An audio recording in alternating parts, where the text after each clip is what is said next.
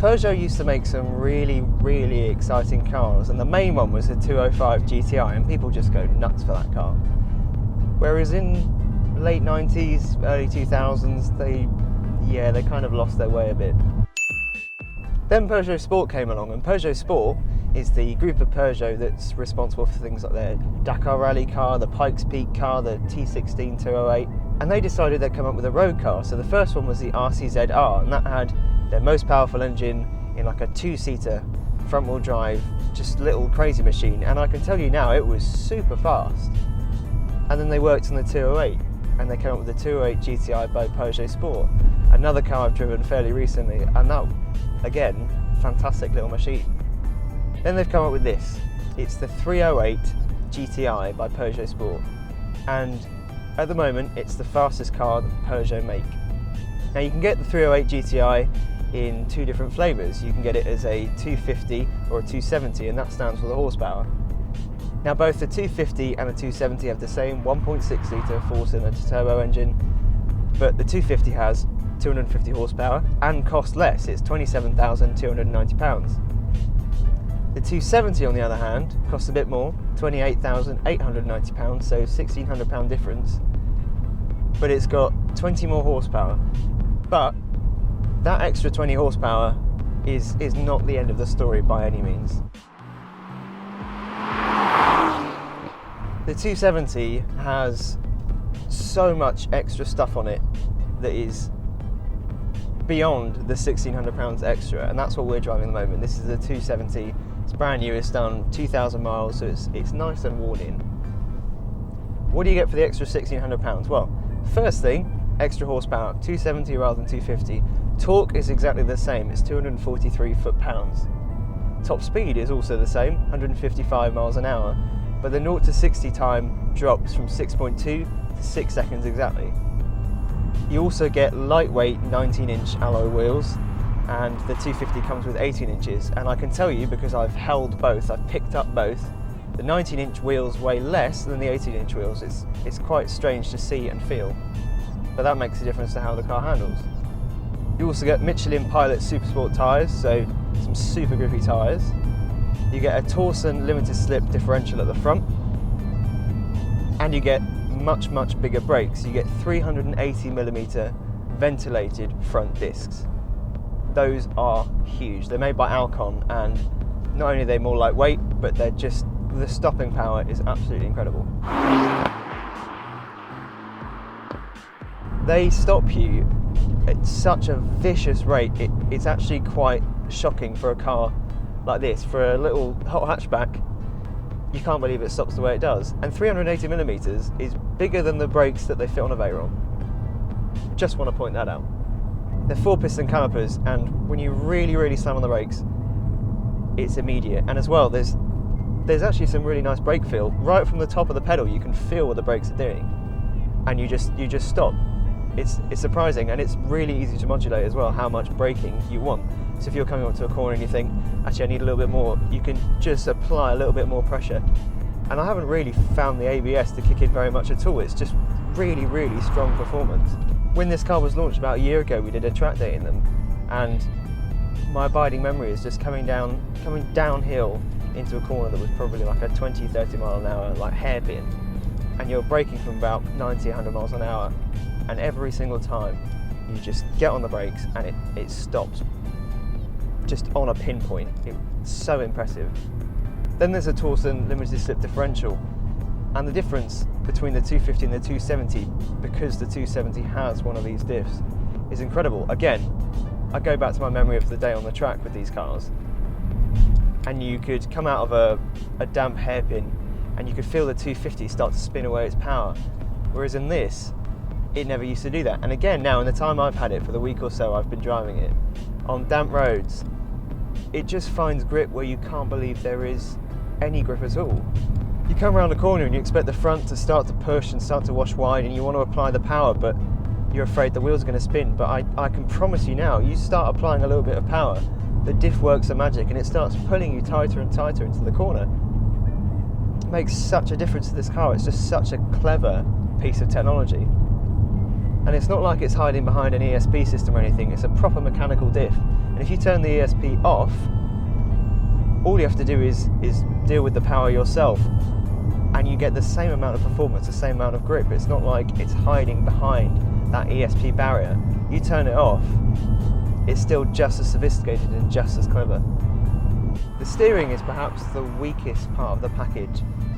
It's got quite a nice weight to it, and it allows you to point the car, and you know when you point the wheel which way the car is going to go. But I suppose there are other cars on the market that have got a bit more communicative steering, so you could get a better idea of what the front tyres are doing. And then finally there's the engine. This engine is absolutely incredible. It pulls and pulls and pulls and pulls and pulls and pulls. It's so fast, this car. You do have to watch yourself. If you get a bit carried away in third and fourth gear, then yeah, you could wind up in some trouble if you didn't watch out. First and second feels quick, but then once you're into the torque of it and it gets into its stride, through second, third and fourth, it just steams down the road. And then if you put it in sixth gear on the motorway and you want to overtake something, for example, you don't need to drop it down a gear, because you've got this low down torque from this engine. You can just overtake anything just by putting your foot down. It's just a gentle surge, and then the turbocharger wakes up. Peak torque is at 1900 RPM, peak power is at 6000 RPM, but once you get to kind of 2000 RPM and the turbo wakes up, it just flies. It's really fun. Allow me to demonstrate. So, second gear, put my foot down.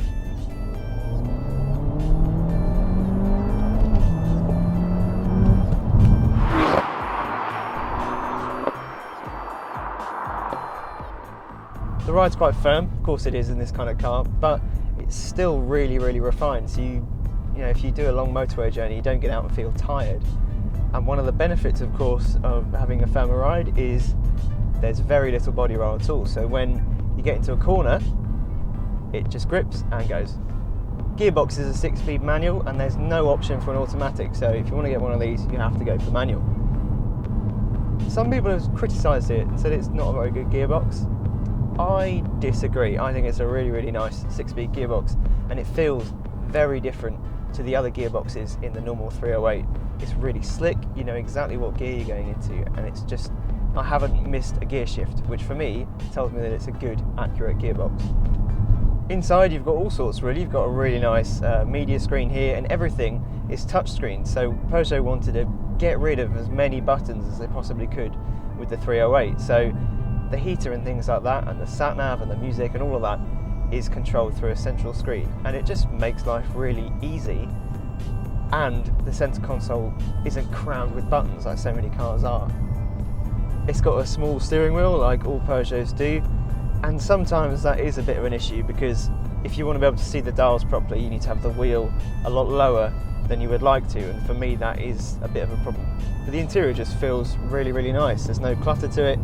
Everything just feels quite high quality and really well put together. A lot of people with Peugeots just think they're going to fall apart. This doesn't. It feels really nicely made. And the steering wheel, it's got a little red marker at the top, and it's got red stitching, and these seats are lovely. They're bucket seats, and they're kind of suede and leather, and yeah, I like these seats. Down here next to the gear lever, you've got a button labelled Sport, and push it and hold it. Instantly, the throttle response is sharper, all the dials go red, you get a power, boost and torque bars that show you how much power and boost and torque you're using. The ride gets slightly firmer, the dampers are stiffened up, the steering gets heavier, and engine noise is pumped into the cabin through the speakers, so you should be able to hear a difference. If I put it in third, if I accelerate, this is with it on, you'll be able to hear a difference.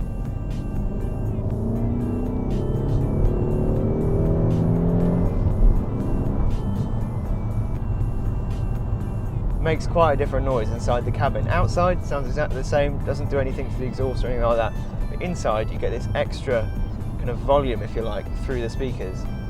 And the outside, really, really like it. 308 is a really smart looking car, and what I like about the GTI is that compared to, let's take Civic Type R as an example, it's understated. people don't know what it is, and for some people that's a good thing, for others it's a bad thing.